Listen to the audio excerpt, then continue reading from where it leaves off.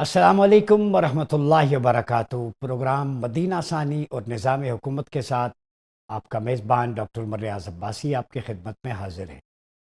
आज का मौजू है पाकिस्तान और अवाम पाकिस्तान का मुक़द्दमा। ये मुक़द्दमा इसलिए हम पेश करने जा रहे हैं क्योंकि पाकिस्तान की बुनियाद ला इलाहा इल्लल्लाह मुहम्मदुर रसूलुल्लाह है। नबी मुअज़्ज़म सल्लल्लाहु अलैहि वसल्लम जो हमारे लिए उसवा हसना हैं, आप जब मदीना में आए, एक रियासत कायम की, इस्लामिक वेलफेयर स्टेट का नाम उसे दिया जाता है। उसके अंदर सबसे पहले आपने मुआशी पॉलिसी को मरबूत बनाया मौक़ात मदीना की सूरत में। तो जब आप एक इस्लामी फ़लाही मुआशरे की तश्कील के पेश नज़र अपने मकासद को लेके आगे बढ़ रहे थे, तो अल्लाह रब्बुल इज़्ज़त ने आपको इस दुआ की तलक़ीन की, वक़ुल रब्बि अदखिलनी मुदखल सिद्क़िन व अखरिजनी मुखरज सिद्क़िन वजअल्नी मिन लदुनका सुल्तानन नसीरा। यह सूरह बनी इसराइल की आयत नंबर 80 है, जिसके अंदर फरमाया, and keep praying to your Lord, O my lord, make me enter with the truth and player and bring me out with the truth and player and Bairstow upon me from your presence and dominance that assist that the power you sport. मतलब यह है कि मुझे वो गलबा और क़ुव्वत अता फरमा और मेरा मदीने में आना और इससे बाहर जाना उसको बायसे बरकत बना। आप अलैहिस्सलाम जब मदीने में तशरीफ़ लाए तो वही नबवी उसूल थे, वही कुरानिक कमांडमेंट थी जिसके मुताबिक आपने फ़ैसला किया। यही नहीं बल्कि पाकिस्तान के क़याम को अब देखें तो अल्लामा इकबाल शायर मशरिक़, जिनकी मारकतुल आरा तसनीफ़ है, reconstruction of religious thoughts in इस्लाम, उसके अंदर वो लिखते हैं, the Quran consider it necessary to unite religion and state, ethics and politics in a single revolution. ये मुफक्किर पाकिस्तान का कोटेशन आपको बता रहा हूँ कि कुरान ये ज़रूरी समझता है कि मज़हब और सियासत, अखलाकियात और सियासियात को वही के सिलसिले से मुंसलिक रखा जाए। फिर बाबाए कौम ने ईद उल फित्र के इज्तिमा से खिताब करते हुए कहा, कुरान मुसलमानों के लिए एक मुकम्मल ज़ाब्ता हयात है, ऐसा मजहबी, समाजी, दीवानी, कारोबारी, फ़ौजी, अदालती, फौजदारी, ताज़ीराती ज़ाब्ता जो मजहबी रसूमात से लेकर रोज़मर्रा ज़िंदगी तक हर एक को उसूल के तहत चलाता है। हमारी रूह की निजात हो या जिस्मानी सेहत, इज्तिमाई हुकूक हो या इनफरादी अखलाकियात हो या जुर्म व सज़ा, दुनिया हो या आखिरत, ये सब कुरान के मुताबिक चलेंगे। जी नाज़रीन, अब ज़रा हक़ाइक़ पे गौर करें कि हमें एक शराब और धोखे के ज़रिए किस तरह इस मकसद से दूर रखा जा रहा है। किस बारीक वारदात के ज़रिए पाकिस्तानी कौम को हशरातुल अर्ज़ समझकर एक ही मुल्क में दो तरह के पैमाने पाए जाते हैं। जी हाँ, ज़रा आँखें खोल कर देखें, नज़ारा करें कि टैक्स आवाम देते हैं, मेहनत आवाम करते हैं, सुबह से शाम तक खून पसीना बहाकर बच्चों का पेट पालने से लेकर मुल्क की मईशत में रीढ़ की हड्डी की हैसियत तक वो उस्ताद, डॉक्टर, इंजीनियर, मजदूर, किसान, रेडीबान, ताजिर, आलिम, तालिब इल्म, आम आदमी, ये सब इस मुल्क की आन और शान है, जिनकी बदौलत खेतों में हरियाली है। एक आर्टिस्ट जो अपने फन के जरिए धरती के गुलों से रंग इकट्ठे करके हमारी आंखों को मशहूर कर देता है। आखिर क्या वजह है कि इन सब का सही समर नहीं मिलता, इनकी इस मुल्क में कदर नहीं, और जब ये बैरून मुल्क जाते हैं तो इन्हें इनका असली मकाम मिलता है। तो फिर उन वजूहात की एक झलक आपकी खिदमत में पेश कर दूं कि एक पाकिस्तानी सियासतदान दो या दो से जायद हलकों से बैक वक्त इलेक्शन तो लड़ सकता है, मगर एक पाकिस्तानी शहरी दो हलकों में वोट नहीं डाल सकता। एक शख्स जो जेल में तो वोट दे सकता है, मगर एक पाकिस्तानी सियासतदान जेल में होने के बावजूद इलेक्शन लड़ सकता है। एक शख्स जो कभी जेल गया हो सरकारी मुलाजमत हासिल नहीं कर सकता, मगर एक पाकिस्तानी सियासतदान कितनी बार जेल जा चुका हो, करप्शन के केसेस सर तक कदम करप्शन में लथपथ हो, मगर वो सदर, वजीर आजम, MNA, MPA या कोई भी ओहदा हासिल कर सकता है। बैंक में मामूली मुलाजमत के लिए आपका ग्रेजुएट होना लाजमी है, मगर एक पाकिस्तानी सियासतदान फाइनेंस मिनिस्टर बन सकता है, चाहे वो अंगूठा छाप ही क्यों ना हो। फौज में एक आम सिपाही की भर्ती के लिए 2 किलोमीटर की दौड़ लगाने के साथ जिस्मानी और दिमागी तौर पर चुस्त और दुरुस्त होना ज़रूरी है। अलबत्ता एक पाकिस्तानी सियासतदान अगर अनपढ़, अकल से पैदल, लापरवाह, पागल, लंगड़ा, लूला, करप्ट क्यों ना हो, वो वजीर आज़म या वजीर दिफा बनकर आर्मी, नेवी और एयरफोर्स के सरबराहान का बॉस बन सकता है। اگر کسی سیاستدان کے پورے خاندان میں کوئی اسکول نہ بھی گیا ہو تب بھی وہ ایجوکیشن منسٹر بن سکتا ہے.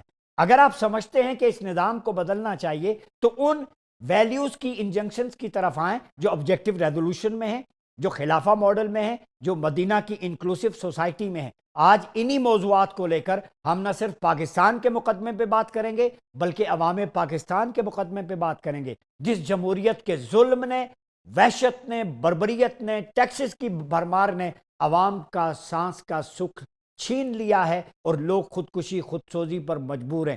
انہیں کچن تک الجھا دیا گیا ہے, وہ پاکستان میں کنٹریبیوٹ کیا کریں, ویژن کیا دے سکیں. انہی تمام موضوعات پر بات کرنے کے لیے ہمارے ساتھ موجود ہیں جسٹس ریٹائرڈ ناصرہ جاوید اقبال صاحبہ جو سینئر قانون دان ہیں.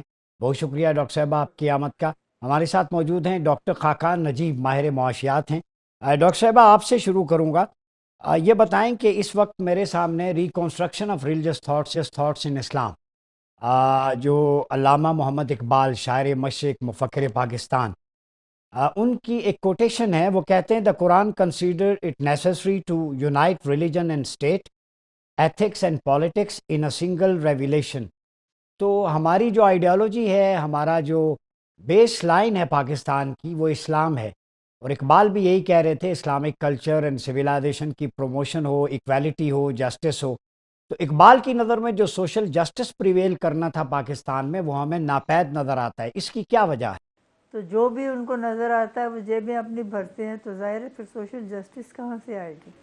سوشل جسٹس تو جب بھی آئے گی نا جب سارے لوگ ایک جیسے لیول پہ ہوں گے, اور وہ تو تبھی ہو سکتا ہے کہ جب کہتے ہیں نا تیری خودی میں اگر انقلاب ہو پیدا, عجب نہیں یہ چار سو بدل جائے. جی, تیری دعا ہے تیری آرزو ہو پوری, میری دعا ہے تیری آرزو بدل جائے. تو آپ کیا سمجھتی ہیں کہ سماجی انصاف جو ڈسٹریبیوٹیو جسٹس ہے, ہمارے ہاں جمہوریت کا نظام, پارلیمنٹری فارم آف گورنمنٹ 75 سال سے ایکسرسائز ہو رہا ہے, تو نظام میں خرابی ہے یا اس کو چلانے والوں میں خرابی ہے؟ فی الحال تو دیکھیے چلانے والے جو ہیں انہوں نے ہی کرنا ہے نا, کیونکہ یہ جو بھی چلتا ہے نظام وہ ان لوگوں سے چلتا ہے جو اس کو چلاتے ہیں. تو بس ابھی تو یہ ایسا ہی ہے کہ کوئی صحیح چلا نہیں رہا اس کو, جو بھی آتا ہے وہ اپنا فائدہ دیکھتا ہے, وہ یہ نہیں دیکھتا کہ قوم کا فائدہ کیا ہے. دیکھیے اتنے سارے ہماری آبادی ہے, لوگوں کے پاس روزی روٹی نہیں ہے, ایک وقت کا کھانا نہیں کھا سکتے, تو کیا کریں؟ جی, اچھا یہ بتائیے گا, اقبال نے نوجوانوں پہ بڑا ایمفیسائز کیا تھا. نوجوان جو پاکستان میں آپ کو پتہ ہے 40 to 50% ہمارا ایسٹ ہے, وہ بھی برین ڈرین ہو رہا ہے. تو اس کی جی ہاں, بنیادی وجہ کیا ہے؟ جی بس جی وہ کہتے ہیں نا, اقبال نے تو فرمایا نا, جوانوں کو پیروں کا استاد کر.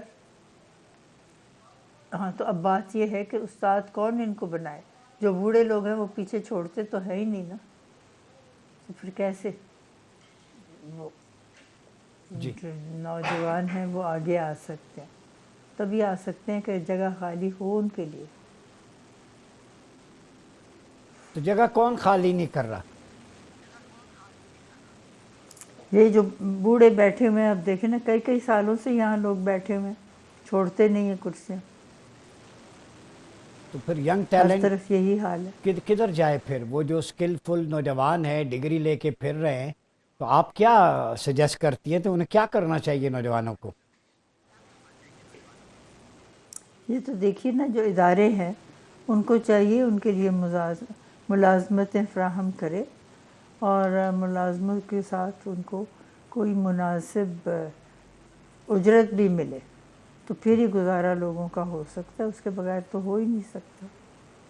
جی جی, ڈاکٹر خاقان نجیب صاحب آپ کی طرف آؤں گا. یہ بتائیں کہ اس وقت ملک کی معاشی حالت آپ کے سامنے ہے, آپ کیا انالیسس کرتے ہیں؟ اس وقت ہم ٹریک پہ آ گئے ہیں یا سٹل ہمیں مشکلات ہیں آنے والے دنوں میں, ہفتوں میں, مہینوں میں؟ بسم اللہ الرحمن الرحیم. Just a comment on your first question. دیکھیں پاکستان میں آپ کو ڈسٹرکٹیو کنسٹرکشن جو ہے وہ کرنی پڑے گی, یعنی کہ you have to be creative in doing some things differently. I think وہ شاید ہم کر نہیں پا رہے, اس لیے ہم اپنے نظام کی جو درستگی ہے اس کی طرف آگے نہیں بڑھ رہے. اب جہاں تک معیشت کا تعلق ہے, معیشت بھی دیکھیں نا اسی سوشل سٹرکچر میں, اسی جو اکانومی, اس جو ہمارا سارا اوور آل ایک فریم ورک ہے اسی میں چل رہی ہے. اور اس فریم ورک میں نہ ہم یہ مانتے ہیں کہ ہم ایکسپرٹس اور پروفیشنل سے اکانومی چلانا چاہتے ہیں, نہ ہم یہ مانتے ہیں کہ ہم پروفیشنلز کو لا کر انرجی سیکٹر چلانا چاہتے ہیں. ابھی تک ہم اس نظام سے نہیں نکل پا رہے. یہ جتنی بھی چیزیں آپ دیکھ رہے ہیں, چاہے وہ اکانومی ہو, انرجی سیکٹر ہو, پرائیویٹائزیشن ہو, یعنی کہ ریلیٹڈ ٹو دی اکانومی, ان سب کے پیچھے پرابلم تو ایک ہی ہے نا. Problem is our economic governance, our energy sector governance, اور اس سب کے پیچھے ایچ آر از دی کی ایشو ان پاکستان. سو یہ تو ہو گیا کلی طور پہ اگر آپ احاطہ کریں کہ ہم کہاں کھڑے ہوئے ہیں. اب آپ دیکھیے کہ بات یہ ہے کہ پاکستان اس وقت آئی ایم ایف کے ڈور سٹیپس پہ 24th ٹائم ہے.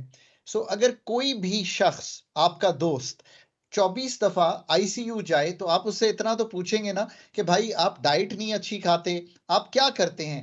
ہم نے اپنی اکانومی کے جو کلیدی فیصلے ہیں وہ نہیں کیے, اس لیے ہم یہاں پہ کھڑے ہوئے ہیں. اب یہاں پہ ایک سٹیبلٹی سی ضرور آپ کو مل رہی ہے. اس کا مطلب یہ ہے کہ تھوڑی سی یہ جو افراط زر, یعنی کہ قیمتوں کے بڑھنے کی شرح اس میں کمی ہوئی ہے. اس کا مطلب یہ نہیں کہ قیمتیں کم ہوئی ہیں, بٹ جو قیمتیں پہلے 27% سے بڑھ رہی تھیں وہ اگست کے مہینے میں 9.6% سے بڑھی ہیں. پاکستان کا بیرونی خسارہ کچھ سنبھل گیا ہے, ہم نے اکانومی کو سلو کیا ہے تو یہ سنبھل گیا ہے. ہم نے اپنے ریزروز کا بلڈ اپ دیکھا, کیونکہ آئی ایم ایف کا جب ایک اسمالر 9 month کا ایگریمنٹ ہوا تو پیسوں کا ایک انفلو ہوا, تو ہم 9.3 ارب ڈالر کے ریزروز پہ آ گئے. یہ نیچے 4 ارب ڈالر پہ چلے گئے تھے. آج بھی آئی ایم ایف کی ہی دہلیز پہ ہیں, یہ امید لگائے ہوئے ہیں کہ ہمارا بورڈ کا جو اس وقت اپروول ہے, آئی ایم ایف کے ساتھ جو انگیجمنٹ ہے اس کی ہو جائے. اس کے لیے سعودی عربیہ, یو اے ای اور جو اس وقت چائنا ہے ان کا رول کلیدی ہے, کیونکہ انہوں نے ہمارے ڈیٹ انسٹرومنٹس کو رول اوور کرنا ہے. اب یہ ہے جو اس وقت ایک اکنامک جو ان دا شارٹ ٹرم جو جائزہ ہے وہ میں نے آپ کے سامنے رکھا جی ہے. ڈاکٹر صاحب آپ کی طرف آؤں گا. ہمیں جوائن کیا آمنہ حسن شیخ صاحبہ, رہنما پی ایم ایل این سے. بہت شکریہ آمنہ. ہم آج سوشل جسٹس کی بات کر رہے ہیں اور موضوع ہمارا ہے پاکستان اور عوام پاکستان کا مقدمہ. تو یہ بتائیے گا اس وقت ہم جس سچویشن میں کھڑے ہیں, بہت ساری آپ خود بھی ینگ ہیں, یوتھ کو میرے خیال میں آپ ریپرزینٹ کرنا چاہیے آپ کو. ہمارے نوجوانوں کی ایمبیسیز میں جائیں, لائنیں لگی ہیں, کیا وہ برین ہے یا وہ اسکلفل لاٹ باہر جا کے پاکستان کے زر مبادلہ کے ذخائر میں ایک اچھا اضافہ ثابت ہوگی؟ دیکھیے میں کوئی اکانومسٹ تو نہیں ہوں بٹ میں جو ایک سیاسی کارکن کی نظر سے اور ایک لاء کی اسٹوڈنٹ کی نظر سے جس طرح چیزوں کو دیکھتی ہوں, میں سمجھتی ہوں کہ ہمارا فوکس ہی ابھی تک غلط چیزوں پہ رہا ہے. ہم کبھی بلیم کرتے ہیں عمران خان کی گورنمنٹ کو بھی, ہم کہتے ہیں انہوں نے خیر بہت وہ کیا, لیکن بات یہ ہے کہ ہمیں اس چیز پہ فوکس کرنا چاہیے کہ ایز پاکستانی نیشن ہم کہاں کھڑے ہیں. It is very easy to comment on governments, to say کہ جی فلاں سیاستدان ایسا ہے, فلاں سیاستدان ایسا ہے, فلاں سیاستدان ایسا ہے. اور یہ گندی روایت جو عمران خان صاحب نے ڈالی, دوسرے سیاستدانوں کو گالی دینے والی, غلط کہنے والی, مجھے یہ بتائیں ساری دنیا میں الیکشن ہوتے ہیں, الیکشن ایک پروسیس ہوتا ہے گورنمنٹ بنانے کا, لیکن الیکشن کے بعد پارلیمان میں موجود تمام لوگوں کا مقصد اس ملک کی بہتری کے لیے کام کرنا ہے. انفارچونیٹلی جب سے عمران خان صاحب سیاست میں آئے ہیں, پاکستانی سیاست کا گورننس کا طریقہ ہی بدل گیا ہے, کیونکہ یہ کبھی پارلیمان میں اپنی نمائندگی کرتے نہیں ہیں, کبھی یہ آ کے پازیٹیو انپٹ نہیں دیتے, ان کے پاس کنسٹرکٹیو کرٹیسزم کی کوئی کانسیپٹ نہیں ہے. اور یہ جو یوتھ کی اسپیشلی کیونکہ آپ نے بات کی, تو یوتھ کے اندر جو نیگیٹو ایموشن اتنا زیادہ بھر دیا گیا ہے کہ یوتھ کو یہ نہیں سکھایا جاتا کہ بیٹا یہ آپ کا ملک ہے, you have to work for the betterment of it, ہم سب مل کے کام کریں گے تو ہم ملک کی کوئی پریشانیاں ہیں, کوئی مشکلیں ہیں, بہتر کر سکتے ہیں. آپ یہ دیکھیں کہ چائنا ایک زمانے میں کن حالات سے دو چار تھا, وہاں پہ پالیسی آئی کہ ایک بچے سے زیادہ بچہ آپ پیدا نہیں کر سکتے, وہاں پہ سارے چائنا نے سائیکل پہ سفر کیا اور مل کے ساری عوام نے مل کے وہاں کی اکانومی آج اس وقت جو ہے China is a super power. So ہمیں پرابلم یہ ہے کہ جب لیڈران عوام کو جوڑنے کے بجائے عوام کو توڑنے پہ فوکس کریں گے, جب لیڈران باہر کے ملکوں میں جا کے پاکستان کو جب ریپرزینٹ کرتے ہیں, وہاں جا کے پاکستان کو ریپرزینٹ کرنے کے بجائے یہ کہیں گے کہ جی میں واپس جا کے ان کے اے سی اتاروں گا, سو ہمارے پاس نیشن کا کانسیپٹ ہی نہیں. اچھا کل ایک ویڈیو وائرل ہوئی ہے سوشل میڈیا پہ, کچھ ایک پولیٹیکل پارٹی کے لوگ وہاں پہ کانگریس مین کا ایک تھا، اس میں کہہ رہے ہیں کہ پاکستان کو آپ IMF کے ذریعے قرضے وغیرہ نہ دیں، وہاں پہ گورنمنٹ ایسی ہے اور وہ عوام پہ خرچ نہیں ہوگا. تو باہر بھی میرے خیال میں جب ہم باہر جاتے ہیں تو ایک پاکستانی کی حیثیت سے جاتے ہیں، آپ اس کو کیسے دیکھتی ہیں؟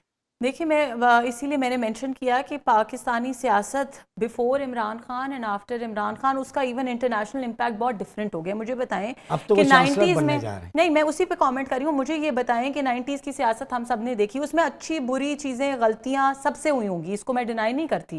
Politics is a process of learning. Politician 90 سال کی عمر میں بھی سیکھ رہا ہوتا ہے، ہر دن کوئی نہ کوئی نیا چیلنج اس کو فیس کرتا ہے. لیکن جس طرح کی چیزیں، جس طرح کبھی UN میں قرارداد پیش ہو رہی ہے پاکستان کی گورنمنٹ کے خلاف، پوری دنیا میں پاکستان کا مذاق اڑایا جا رہا ہے، کیا یہ چیزیں 90s میں یا عمران خان کی پالیٹکس جوائن کرنے سے پہلے کبھی تھیں؟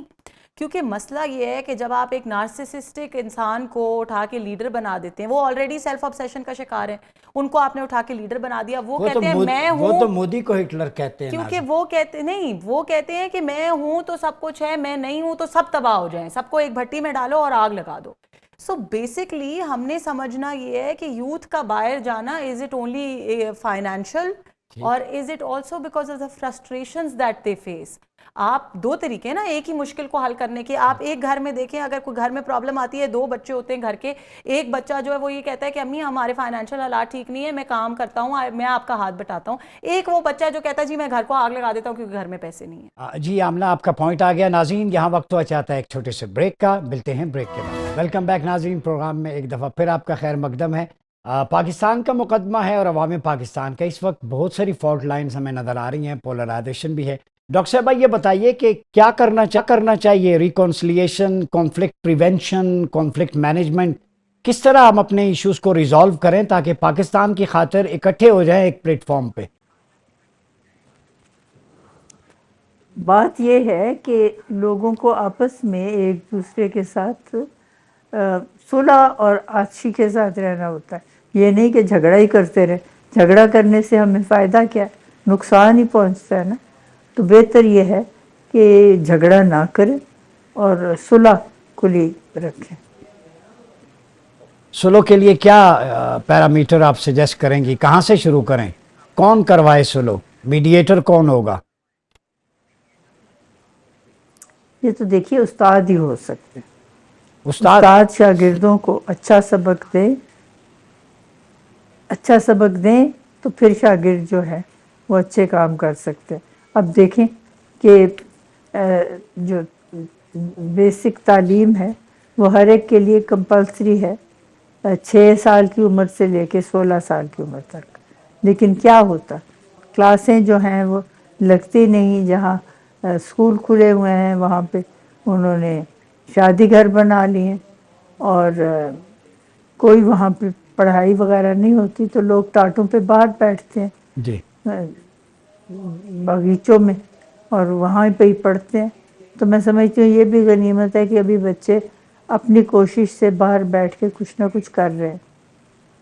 ڈاکٹر صاحب یہ بتائیں، جو لوگ فتنے اور فساد میں مبتلا ہیں، اور چاہے وہ سیاسی فتنہ و فساد ہو، ڈیجیٹل وارفیئر ہو، مختلف فرنٹ سے اس کے، ان سے تو میرے خیال میں نیگوسیشن نہیں کرنی چاہیے، انہیں ایلیمینیٹ کرنا چاہیے اور اس کے لیے کانسنسس چاہیے.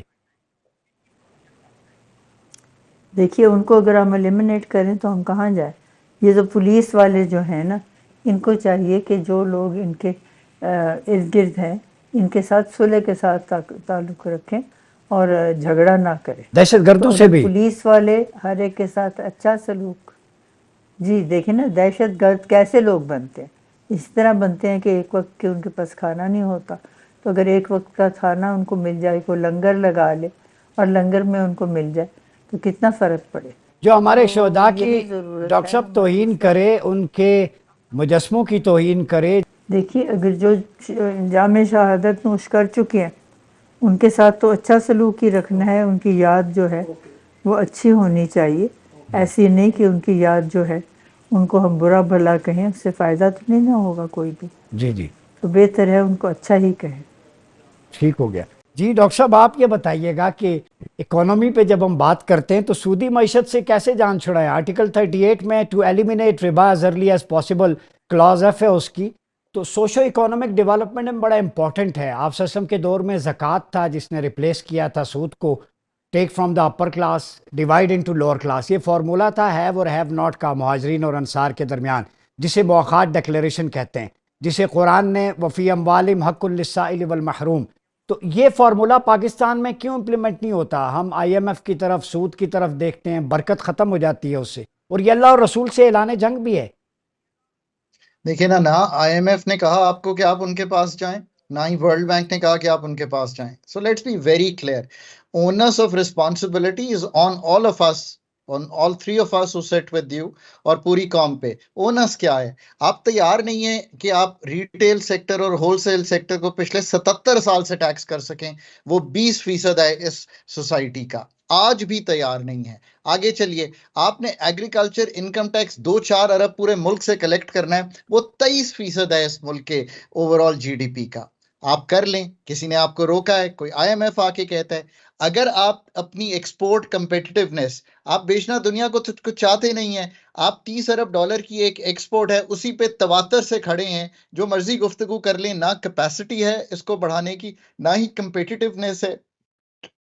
As of doing business is not good because regulatory ادارے اور حکومت کا حجم بڑھانا ہر انسان نے کیا ہے. آج بھی ایک سول ایویشن تھی, اس کو سپلٹ کر کے ہم نے 2 اتھارٹیز بنا دی.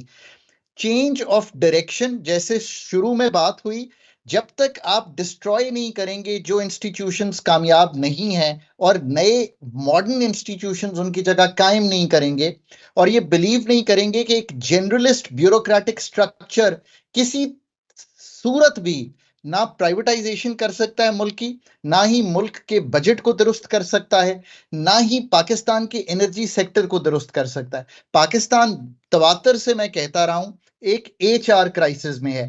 اب یہ چیزیں ٹھیک کریں گے تو جن یوتھ کو آپ کہتے ہیں کہ وہ باہر جا رہے ہیں, آپ کو 20 لاکھ نوکریاں چاہیے ہر سال.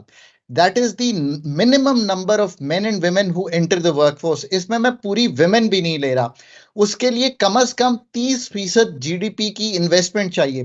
آج وہ 13% پہ ہے 50 سالہ لو پہ. So macro stability I M F سے حکومت نے حاصل کر لی, بڑی اچھی بات ہے. جو بگ پالیسی ٹرانسفارمیشن ہے وہ کرنے میں آج بھی ڈیفیکلٹی اس لیے نہیں ہے کہ کوئی یہ پولیٹیشنز اچھے نہیں ہیں یا اسٹیبلشمنٹ نہیں چاہتی, ایسا کچھ نہیں ہے. یہ جو پولیٹیکل ول کی ساری گفتگو ہے نا, it's the wrong talk. The right talk is کہ آپ کے پاس ٹیکنیکل ول ہی نہیں ہے یہ سب کچھ کرنے کی. ٹیکنیکل ول نہیں ہے. جی ڈاکٹر صاحب آپ کی طرف آتا ہوں. آمنہ یہ بتائیے, یہ تو اکنامک سائیڈ آ گئی, ایک بڑا امپورٹنٹ ایشو ہے کہ اسٹیٹ میں اسٹیبلٹی تب آئے گی جب امن ہوگا. ٹھیک ہے, پیس کا بڑا ہے پولیٹک اسٹیبلٹی کے ساتھ, اکنامک کے ساتھ.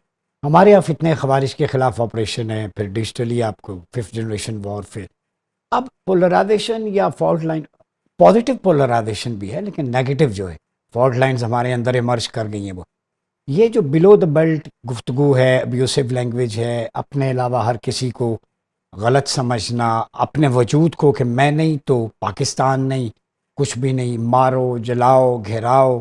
تو آپ کیا سمجھتے ہیں؟ ڈاکٹر صاحبہ سے بھی میں نے پوچھا تھا, ایسے لوگوں سے نیگوسیشن کریں کیونکہ تاریخ اسلام میں دہشت گردوں کو ایلیمنیٹ کیا گیا. آپ وسلم کے دور میں سیدنا علی نے نہروان میں کیا, 3 خلفاء وہ شہید ہوئے ٹیررزم کے خلاف لڑتے ہوئے. تو یہ تو ہماری ہسٹری ہے. تو دہشت گردوں سے بھی اگر انہیں پھول پیش کرنے ہیں, ہم لاشیں پیش کر رہے ہیں, تو پھر کیا رہ گیا؟ دیکھیں 2-3 چیزیں ہیں اس کے اوپر جو میں کہنا چاہوں گی. سب سے پہلے ہمیں اس چیز کو انڈرسٹینڈ کرنا پڑے گا کہ پاکستان کے اندر دہشت گردوں کو سب سے پہلے جو ہے, ہم تو آج کہتے ہیں نا کہ پی ٹی آئی ایک دہشت گرد جماعت ہے, یہ آج کی بات نہیں ہے, یہ ان کی ہسٹری رہی ہے. آپ دہشت گرد سمجھتی ہیں؟ میں بالکل سمجھتی ہوں. پی ٹی آئی دہشت گرد جماعت ہے. کوئی ایسا شخص جو میرے ملک اور قوم پہ حملہ کرتا ہے, جو میرے یوتھ کو ورغلاتا ہے غلط کام کرنے کے لیے, جو میرے یوتھ کو کہتا ہے اپنے ملک پر حملہ کرو, وہ خود بھی دہشت گرد ہے, اور اس کو فالو کرنے والا ہر شخص دہشت گرد ہے. اس میں ثبوت بھی ظاہر ہوں گے نا. دیکھیں ثبوت کیا, ہم نے سب نے دیکھا 9 مئی کو کیا ہوا, ہمارے پاس وہ ویڈیوز آن ریکارڈ ہے. اور صرف یہ نہیں ہے کہ ان کا آن گراؤنڈ دہشت گردی ہے. دیکھیں دہشت گردی کیا ہے, دہشت گردی کی لیگل ڈیفینیشن کیا ہے. کوئی بھی چیز جو آپ ملک کے خلاف جب کوئی ٹیررسٹ ایکٹیویٹی کرتے ہیں وہ دہشت گردی ہے نا. تو آپ جب یوتھ کو آپ ان کو ڈیجیٹلی اکسا رہے ہیں ٹیررزم کے اوپر, آپ ان کو آن گراؤنڈ اکسا رہے ہیں ٹیررزم کے اوپر. تو ہمیں اس چیز کو سمجھنا پڑے گا کہ انڈینس آج کے کی بھی بات نہیں ہے. میجر گورو آریہ جو پاکستان کا دشمن ہے, اس نے بھی کہا 9 مئی دیکھ کے بحیثیت فوجی مجھے دکھ ہوا. نہیں, ناٹ جسٹ دیٹ. دیکھیں پوری دنیا میں میرا خیال ہے ہر وہ انسان جس کے اندر تھوڑی سی بھی انسانیت باقی ہے اس کو دکھ ہوگا, کیونکہ ہماری فوج ہمارے لیے جنگیں لڑتی ہے. ابھی میں پرسوں سن رہی تھی بڑی اچھی بات کسی نے کی ٹی وی کے اوپر کہ ہماری فوج جو ہے وہ ہم اپنا آج قربان کر رہی ہے ہماری یوتھ کے فیوچر کے لیے. اور تمام law enforcement agencies not just the army, ہماری ایئر فورس ہے, ہماری پولیس فورسز ہیں, دن رات, وہ رات کو 4 بجے بھی آن ڈیوٹی ہیں, وہ رات کو دن رات چھٹی والا دن ہو, 14 اگست کی چھٹی پورا پاکستان مناتا ہے, ہماری پولیس, ہماری آرمی, ہماری ایئر فورس ڈیوٹی پہ ہوتی ہے. کیوں؟ پاکستان کے بچوں کے فیوچر کے لیے. اور ایک شخص آتا ہے وہ کہتا ہے جی آگ لگا دو, جو ہمارے نیشنل ہیروز ہیں ان کے مجسمے گرا دو, اور پھر آ کے اپنے آپ کو کمپیئر کرتا ہے. مطلب آپ دیکھیں نا کہ کتنا سیڈسٹک مائنڈ سیٹ ہے کہ آپ آتے اور آپ اپنے آپ کو کمپیئر کر رہے ہیں مجیب الرحمان سے, اور پھر آپ کہہ رہے ہیں کہ جی پاکستان میں ہم وہ ریولوشن لائیں گے جو بنگلہ دیش میں آیا. کون ہے جو ان کے اس ایجنڈے کو آگے بڑھا رہے دیکھیں ہیں؟ وہ میں نے اسی لیے کہا کہ ہر وہ شخص جو اس نیگیٹو ایجنڈا کو آگے لے کے جاتا ہے وہ. اور میں ایک اور چیز ایڈ کرنا چاہوں گی جو میرے بھائی نے مینشن کی کہ ہم سارے پرانے انسٹیٹیوشنز کو ختم کر دیں اور ہم نئے انسٹیٹیوشنز لے آئیں. Pakistan is the most highly legislated country in the world. ٹھیک ہے, جو ٹاپ 5 کنٹریز ہیں ان میں پاکستان کا شمار ہے. ہم اگر لیجسلیشن کرتے رہیں گے اور نئے ادارے بناتے رہیں گے اور یہ سارا کچھ کرتے رہیں گے, I don't think that is the solution to this. ہمیں اپنے کرنٹ اداروں کو امپاور کرنے کی ضرورت ہے. اداروں کے جو کرنٹ رول ہے اس کے اندر جو ایگزسٹنگ لاز ہیں ان کی امپلیمنٹیشن پہ فوکس کرنے کی ضرورت ہے. ادارے آپ 10 نئے بنا لیں, نیب بنایا آپ لوگوں نے پولیٹیکل وکٹمائزیشن کے ٹول کے علاوہ, نیب کا کیا مقصد ہے مجھے بتائیں. آج تک نیب نے کوئی ایک جینون کیس پکڑا ہے؟ نیب نے جس کو وکٹمائز کیا, اس کے بعد جب حکومت بدلی اس کے بعد انہوں نے کہا جی ہمارے سے غلطی ہو گئی, یہ ٹھیک فیصلہ نہیں تھا, اس کے بعد وہ سارے فیصلے اوور ٹرن ہو گئے. سو اس طرح نئے ادارے بنانا میرا نہیں خیال کہ اس مسئلے کا حل ہے. اصل مسئلے کا حل یہ ہے کہ آپ ایک سنکرنائزڈ ایفرٹ کریں ملک کے اندر پیس اور سٹیبلٹی لانے کے, جس کے اوپر کوئی فوکس نہیں کرتا. اس پہ بات کرتے ہیں ناظرین. وقت ہوا چاہتا ہے ایک چھوٹے سے بریک ہیں, بریک کے بعد ویلکم بیک ناظرین. پروگرام میں ایک دفعہ پھر آپ کا خیر مقدم ہے. پاکستان کے مقدمے پہ بات ہو رہی ہے اور ہمیں جوائن کیا ہے سینئر سیاستدان اور تجزیہ کار زعیم قادری صاحب نے. زعیم قادری صاحب بہت شکریہ. پاکستان کے مقدمے پہ بات ہو رہی ہے. ہر شخص جو ہے وہ اپنے اپنے تئیں شاید خوش ہوگا جو حکومت میں ہیں, اپوزیشن میں ہیں یا سول سرونٹس ہیں, سارے پس یا پاکستان رہا ہے یا عوام رہی ہے. تو کیا سمجھتے ہیں کیسے آگے بڑھیں گے ہم, فیوچر کیا دیکھتے ہیں؟ ڈاکٹر صاحب بہت ہی خوبصورت ٹاپک چنا ہے آپ نے, اور یہ ایسا دل خراش ٹاپک ہے کہ کوئی بھی پاکستانی جو پاکستانیت سے لبریز ہے اور جو نظریہ پاکستان اور پاکستان کی اساس پر یقین رکھتا ہے وہ ناخوش ہے. اور اگر کوئی یہ کہہ رہا ہے کہ صرف اس لیے کہ اس کے پاس حکومت ہے یا وہ اقتدار میں ہے یا وہ بائی ڈیفالٹ اسمبلی میں بیٹھا ہے اور خوش ہے, تو میں سمجھتا ہوں کہ وہ احمق کی جنت میں رہتا ہے. جس ملک میں 75% لوگ جو ہے وہ پورے جو اب نیا اسٹیٹسٹک آیا اس کے مطابق 75% لوگ جہاں اپنے ماہانہ ضروریات پوری کرنے میں قاصر رہے, وہاں خوشیوں کا کیا کام. ڈاکٹر صاحب جس نظریے اور جس سوچ کے تحت, جس فکر کے ساتھ یہ ملک حاصل کیا گیا تھا, معذرت کے ساتھ آج اس کی ایک رمق بھی اس ملک میں نظر نہیں آتی.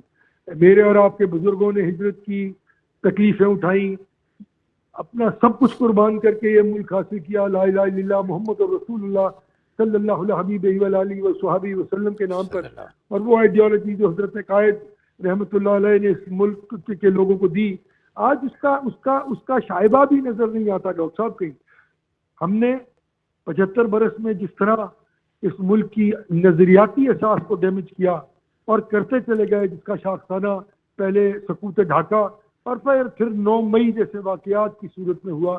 آج معاشی طور پر ہم نے اپنے ملک کو لوٹ کر نچوڑ کر چاٹ لیا, اور یہ اسمبلیوں میں بیٹھے یہ لوگ جو 40 سال سے اقتدار میں ہیں, ڈاکٹر صاحب ان کو کیا یہ خواب, ان کو یہ چیز تنگ نہیں کرتی کہ کیونکہ ان کے بچوں نے یہاں نہیں رہنا. ڈاکٹر صاحب ان کے تو اربوں خربوں روپیہ جو ہے وہ باہر کے ممالک پہ پڑا ہوا ہے, ان کو پرواہ نہیں ہے, وہ اقتدار کی جنگ لڑ رہے ہیں. وہ اقتدار کی جنگ نہیں لڑ رہے.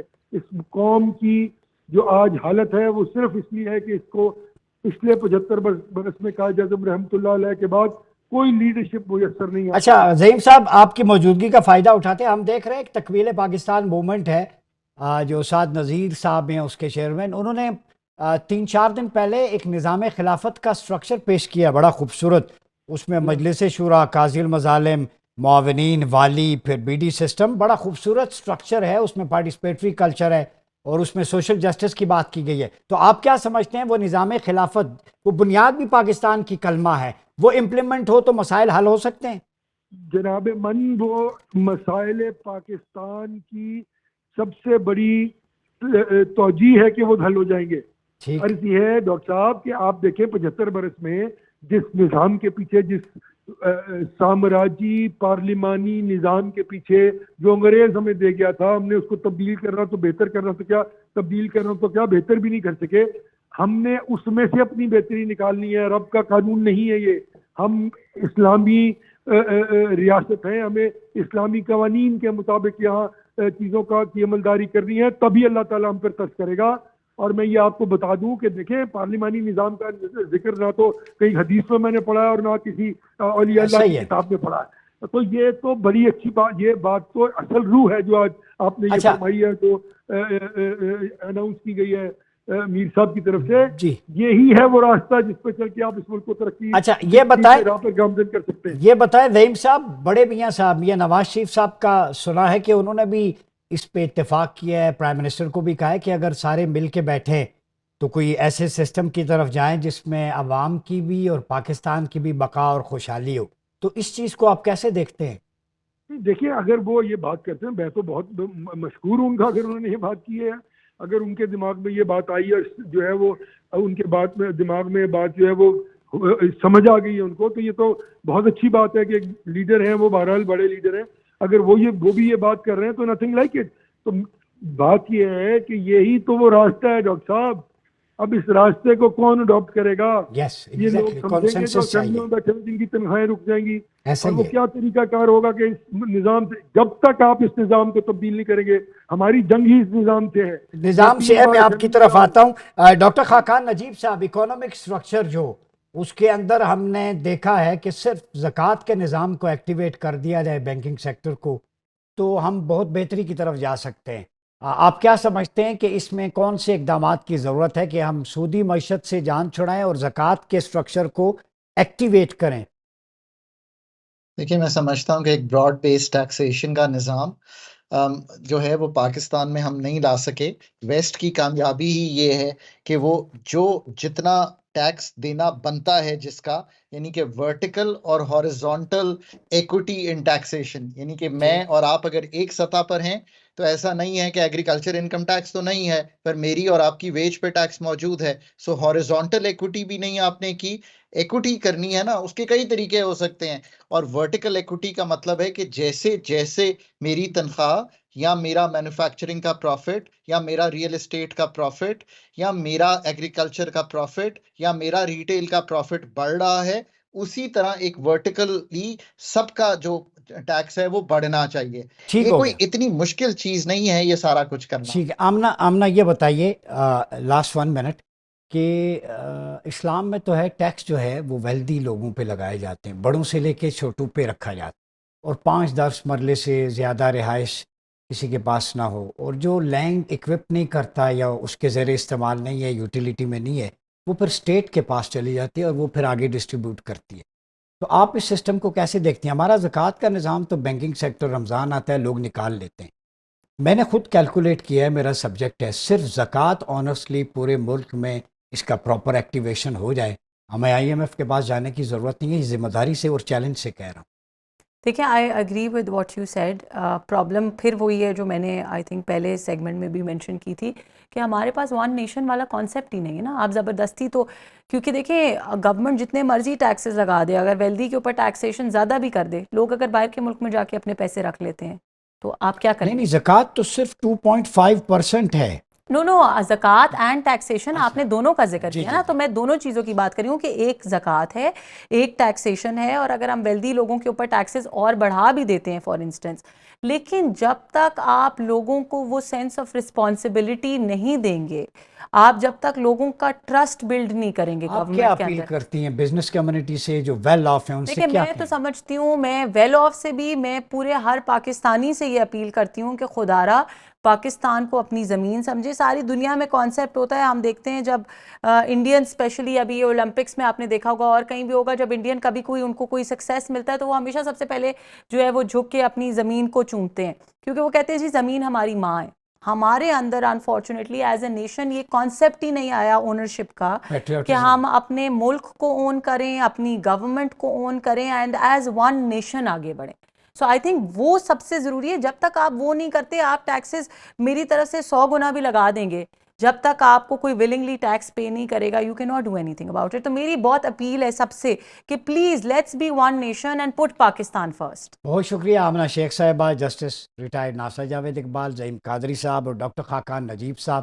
ہم نے پاکستان کے مقدمے پی, اس کا ماحصل اور کرکس یہ ہے کہ تجھ سے اے پاک وطن ہے یہ ہمارا وعدہ, ظلم کی جیت کے سامان نہ ہونے دیں گے, کر کے چھوڑیں گے اسے خونے جگر سے شاداب, تیرا گلشن کبھی ویران نہ ہونے دیں گے. اپنا بہت خیال رکھیے گا. اپنے میزبان ڈاکٹر مریاض عباسی کو اجازت دیجیے. اللہ حافظ.